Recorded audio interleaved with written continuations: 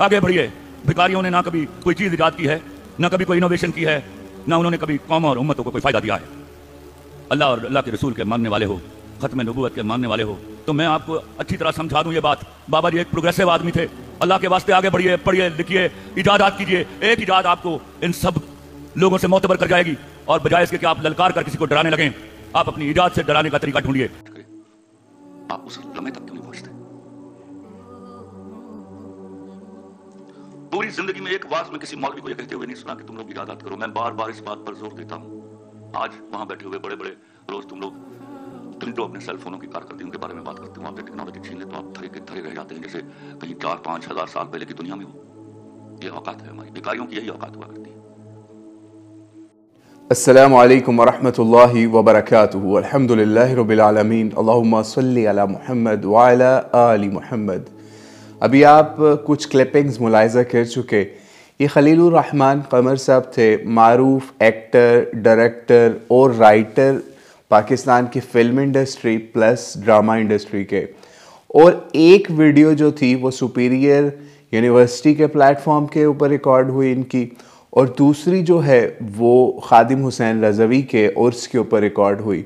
दोनों जगह पे इन्होंने मौलवियों को टारगेट किया और इनको ये समझाने की कोशिश की कि आपको वाइज बनना है, कि आप क्या करें, आप इजादात का दर्स दें कि हम इजादात करेंगे तो हम आगे जा सकते हैं। दोनों जगह पे इनको ये चाहिए था कि उसी कैटेगरी, उसी लेवल या उसी जगह के हिसाब से बात करते। फॉर एग्ज़ाम्पल यूनिवर्सिटी के प्लेटफॉर्म पे हैं तो वहाँ पे मौलवी के वाइज या फिर उलमा के वाइज का कोई ताल्लुक करंट सिनेरियो के अंदर नहीं था, क्योंकि मौलवी का या उलमा का यूनिवर्सिटीज़, कॉलेजेस, स्कूल्स इधर कोई ऐसा इन्फ्लुएंस नहीं है कि आप कहें कि वो अगर वाइज बने, वहाँ पे अच्छे खिताबात करें कि आप इजादात करें तो लोग इजादात करने लग जाएंगे। यानी आप ये ही समझ लीजिए कि आज आप किसी ड्रामा इंडस्ट्री के लिए आप ये कहना शुरू कर दें मौलवियों को कि मौलवी खुतबा नहीं देते, इसी वजह से फहाशी पाकिस्तान में, भारत में, इन जगहों पे है। ऐसा नहीं होगा, क्योंकि मौलवी पहले से ये चीज़ लोगों को समझा रहा है कि भाई आप अपने मामला ठीक करें, अपनी एजुकेशन को, अपनी हर चीज़ को ठीक करें और ये मामला इस तरीके से रखें। मौलवी आपको कहता है आप दाढ़ी रखो, क्या खलीलुर रहमान साहब आपने दाढ़ी रख ली? फिर इसी तरीके से मौलवी कहता है पाकिस्तान में सूद, शराब, जुआ, ये सब चीज़ें नहीं होनी चाहिए। क्या पाकिस्तान के हुकूमत ने या फिर आप लोगों ने जो फिल्म इंडस्ट्री से ताल्लुक़ रखते हैं उन्होंने इसको मान लिया? तो बहरहाल अल्लाह ताला ऐसे दानिश्वरों को हिदायत दे, सो कॉल्ड दानिश्वर। यानी आप खुद सोचिए कि इनका अपना धंधा, इनका अपना काम क्या है। हम इनको इन्हीं के प्रोफेशन की तरफ लेके चलते हैं। 1995 से लेके 2023 तक इनकी कोई फिल्म, कोई ड्रामा उठा के देख लें, वहाँ पे इश्क माशूकी के अलावा आपको कोई चीज़ नज़र नहीं आएगी। 95% काम इनका इसी चीज़ के ऊपर होता है।